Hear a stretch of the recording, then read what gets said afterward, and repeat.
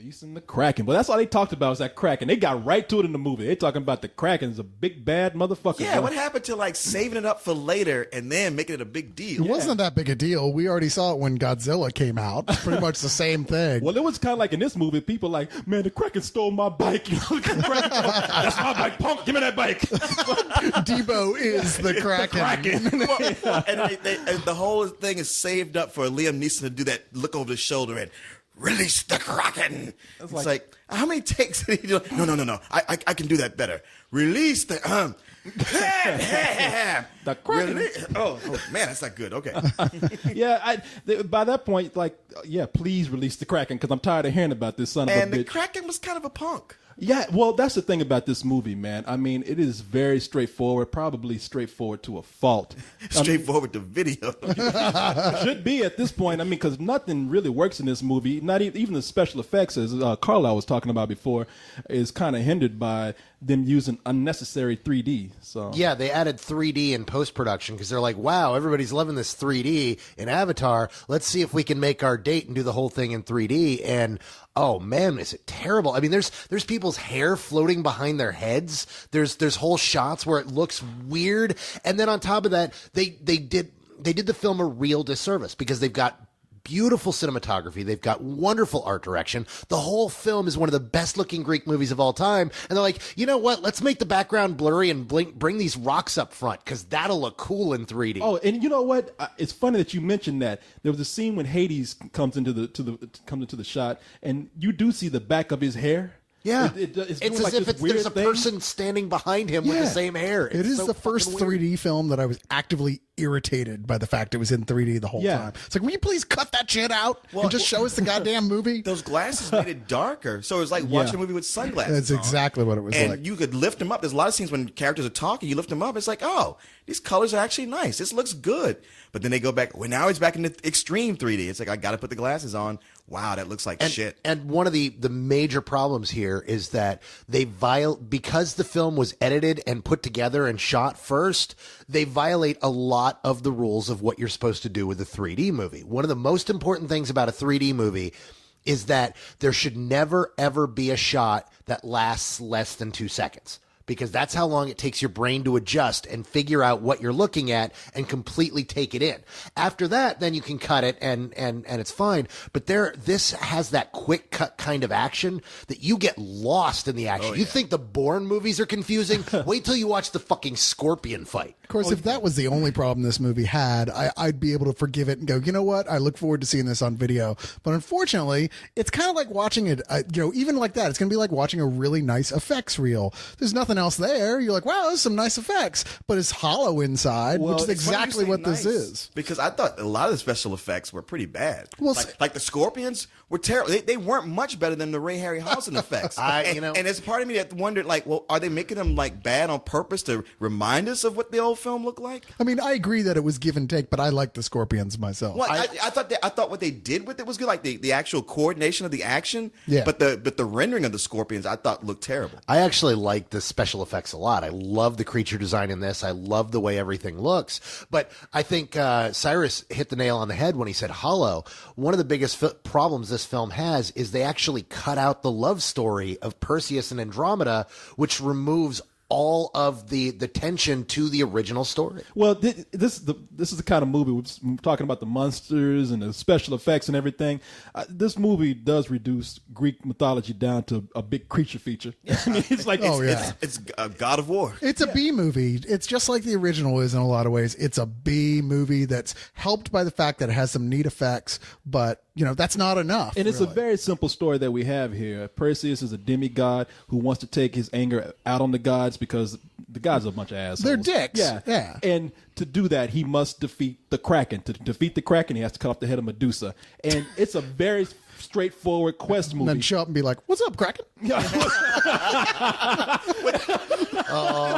said something very straightforward. I found it confusing. The motivations of characters. You got Zeus, he hates the humans. Well, but maybe we're too hard on him. And Hades, he hates the humans. You got to destroy him. Well, Hades, you don't tell me what to do. Oh, well, see, now they dissing you. All right, then release the Kraken. Oh, why'd you make me do that? Well, Come here, Percy, my son. They are the most like wishy-washy gods ever. You know, the demigods, the gods are all like, you know what? I changed my mind. It was off screen, but I changed my mind anyway. But that's what the gods were. That's actually one of the elements I think they get right in this is the fact that the gods were fickle and weird and would change their mind at a moment's notice for no apparent reason except to serve the story. Yeah, but it doesn't serve the story here. It serves only to irritate you and go, wait, why was I emotionally invested in this on any level? If everyone's changing their mind, what they're pissed off about? Well, without a good script or without good, because this movie doesn't have any development at all. There's no character development. There's no real story development. There's no bond between characters. There's no sense of like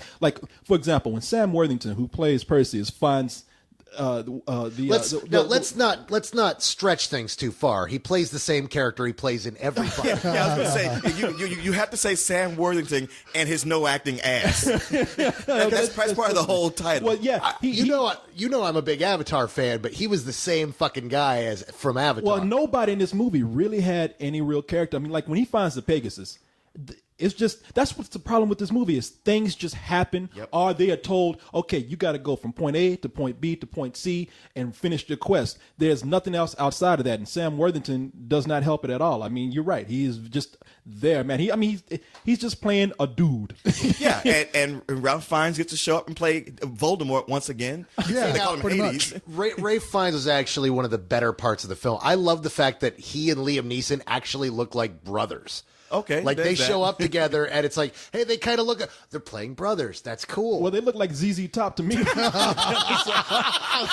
mean, and ZZ Top is awesome. That would have been cool if the Andy had thrown Perseus that set of keys. That's what we needed. We needed Poseidon with the stash. Well, no, I mean, they got these fake ass beards from a costume shop, put them on, and talking about their brothers now. Fake-ass beards. Yeah, and you're right.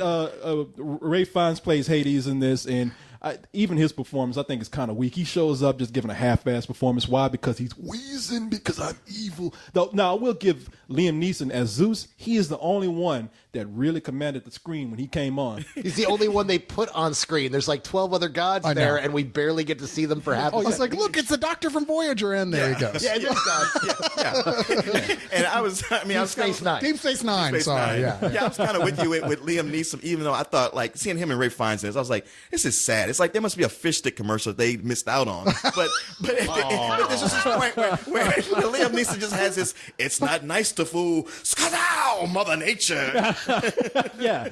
I was like, this is You know what else was weird is that Sam Worthington as Perseus, like in the first one, Perseus pretty much does everything, right? Sure. He's a demigod, he's a badass. And here, he's really not all that much of a badass. Pretty much the other guys do a lot of the work for him here. And then they don't have any character of those other guys. They're just kind of there. He's more like Percy Jackson. And even like being down to like, hey, here's a magic sword for you. And he's like, I'm not using it. My daddy gave me that sword. I'm not going to use it. It's like, hey, man, we're getting killed, dude. Exactly. Sorry, I'm not going to use it until everyone's dead. And then he's like, oh, well, I better use this sword to save my ass. Yeah, I ain't going down with the rest of y'all.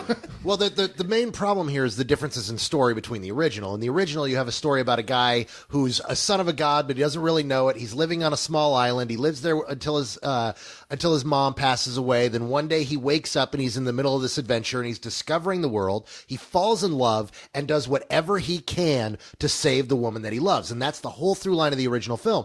This is a film about a guy who's born a god, doesn't realize it. His parents are killed horribly by the gods. He gets really bitter and angry at his real dad and his real relatives and decides, fuck these guys. I'm going to fuck them in their stupid asses as hard as I can.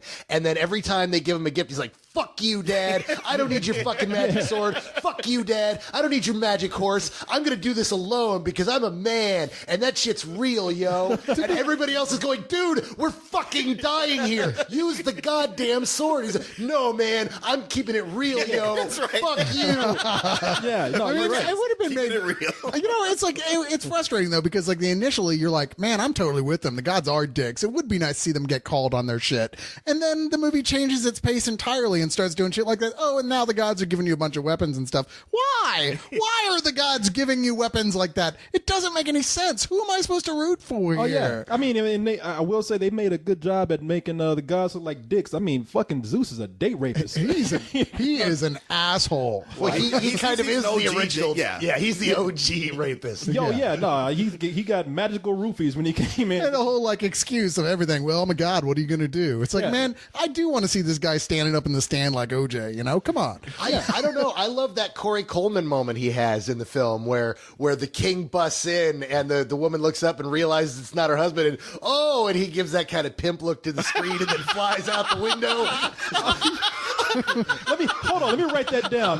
That's what I've been missing. Wings. I have to remember that for next time. The ability to, are you kidding? The ability to turn into a bird and fly out the window when the husband shows up? Yeah, that's exactly what the fuck I got a story for you, Corey. It's called Icarus. Look into it before you go too deep on this plan. Let me tell you this. Red Bull ain't working so far. It does not give you wings. I can't believe I tried. Don't get your suit from the Acme Corporation. But the thing is, all this about this movie, it makes it sound exciting, and I found it extremely boring. So tedious. Like a great action sequence early on, and then a whole lot of nothing, and a lot of side characters that look like they could have turned into something memorable, and yet never quite did. They get killed off before they can. Well, that's the thing.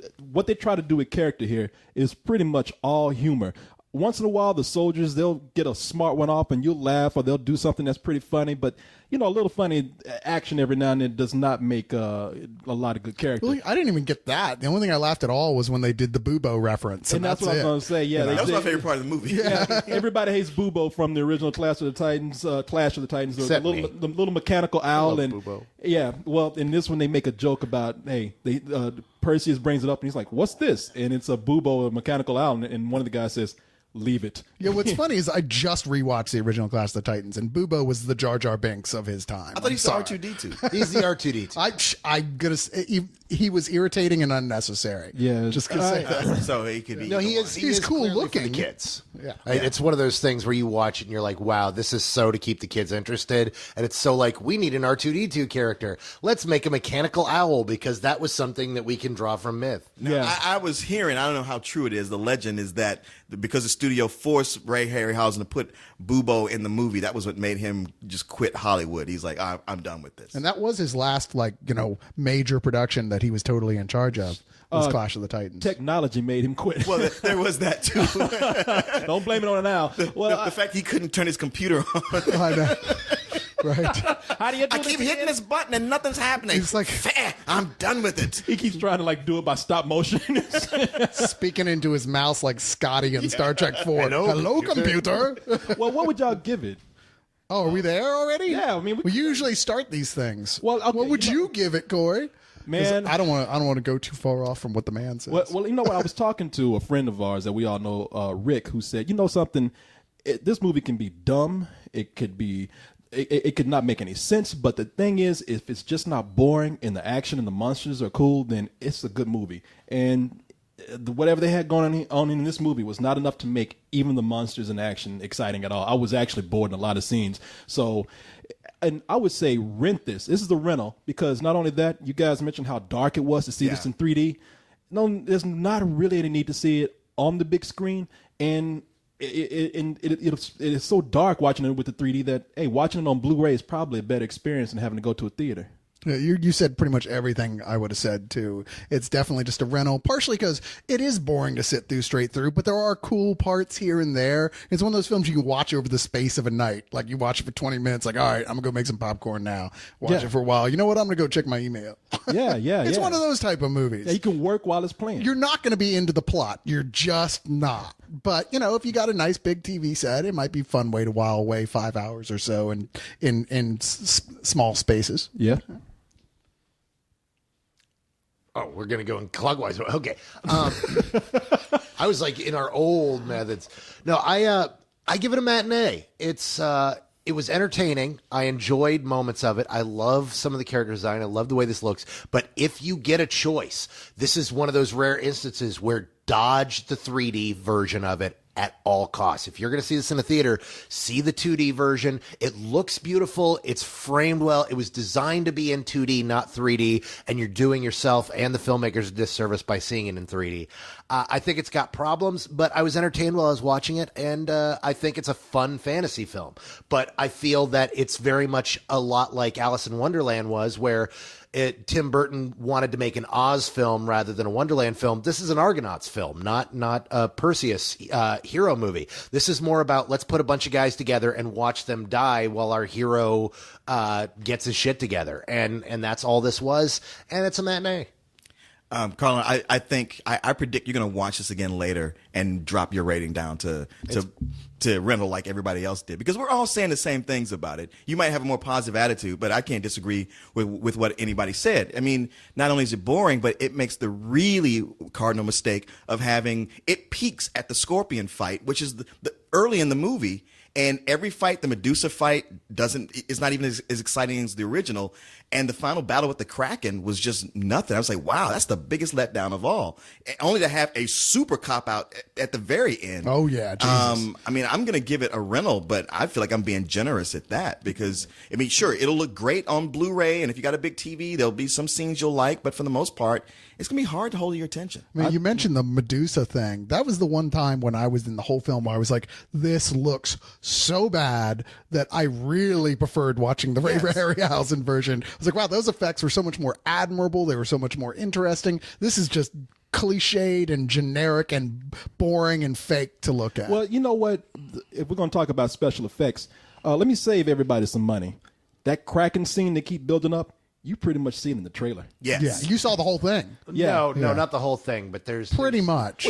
Well, you miss some legs, some tentacles. That's Well, no, about it. there's they don't show anything with Andromeda in that scene. They show the Kraken coming up out of the water, but they don't show him actually terrorizing Argos. And that's where the best stuff of him is, but it's still not, it doesn't live up to it, and it's not much more. It's only about a minute more of footage. I mean, really, all I kept thinking back to was the end, boss fight in How to Train Your Dragon, which was genuinely scary and had weight to it, and lasted a good long time, kept you on the edge of your seat. And this was just like, who cares what happens to these guys? Not only who cares, but it was like I closed my eyes and it was pretty much over. Yeah, Andromeda we're supposed to like because she gave some orphans some bread at that point. We know so little about her. There's no tension at all. It's like, look, let her eat the girl and then the city's safe. It seems pretty straightforward to me. That hippie seemed to be right. I was going to ask, was anybody else annoyed by that screaming hippie during the Kraken scene? I'm always annoyed by screaming hippie. I liked him a lot because he actually was the guy making sense, especially in the context of the film, because they don't give us a single reason to like Andromeda. Cyrus is 100% correct. This film is not about Andromeda. That's one of the weak parts of this movie, is that Andromeda is just some chick that the gods are kind of pissed at and want to see eaten by the Kraken. And Perseus doesn't seem to give a shit about her. He's like, fuck it. She's not as cool as this Io chick. Yeah. And, she comes up to talk to him and he's like dodging her. He's like, look, I got a thing. I got to be at. Oh, that's what it is. This is the gay Perseus. Well, yeah, it's kind of like 300 at that. I had to laugh at why the gods hated Andromeda, because her mom was like, my daughter's beautiful than any of the other gods, and everybody's like, shut up. What the hell are you doing? It's Nail Beauty Bay. But yeah, okay, well, I will say a couple of things. And first of all, I am playing God of War right now, God of War 3, and that's a video game, and that has so much more story and cooler characters than this movie did. Well, I'm playing Titan Quest: Immortal Throne, which is also set in ancient Greece, and that has more story than this does. And I'm actually an active participant in what I'm doing. So, and I'm playing Star Trek chess. And that has more story than this. Hey, I'm taking a piss, and that has more character than this movie does right now. And but I don't want to see it. You don't want to play that? No, I don't want to play that. Okay, I'm sorry. No, homie, do not play that. Well, I tell you one of the things that I'm half joking, but I'm half serious about this. I am irritated by the Medusa scene because if I'm correct, in the original Clash of the Titans, Medusa was topless. Yeah, but only you could barely tell, and it was serpent skin. See, in this one, Medusa's wearing this metal bra, and I'm sorry. I mean, she might not be. You wanted to see Snake Lady titties? She might not be that hot, but she's got a rack on her. You know, I mean, It'll show up on the internet. I'll take anything I can get. Yeah, because I say, you know, fuck that. She don't need to have that fucking vision, you know, because I was like, I'd be too busy looking at her rack at the time. Dude, she did have a sweet asp on her. Well, well, you know, if you were to have sex with it, you'd be sure to get hard. Oh, shut up. That's my boy. Corey, that's my man. you need to go back and you just need to spend some time with the Blu-ray of the original Clash of the Titans. That thing is loaded with boobies. It opens with some boobies. It's got boobies through. There's plenty of boobage for the Corster. It was a different time because we decided eviscerations are more moral than boobies. None of it was sexualized, so they were allowed to be rated PG. Wow. It was breastfeeding, and it was getting out of a bath, and it was on a snake chick, and they were like, "Fuck yeah, 6-year-olds can see this." I'm there. Okay, another reason to say fuck this movie. Yeah. Oh, I guess it's a good thing if Medusa has it covered because nobody would ever look at her face. Yeah, she would not turn anybody. So that's right. Guys are bad enough. They're like, she's sitting up there like trying to put that blazer like, God damn, come on, look, would you look at me? And she's like, my eyes are up here. Eyes up here. Yeah.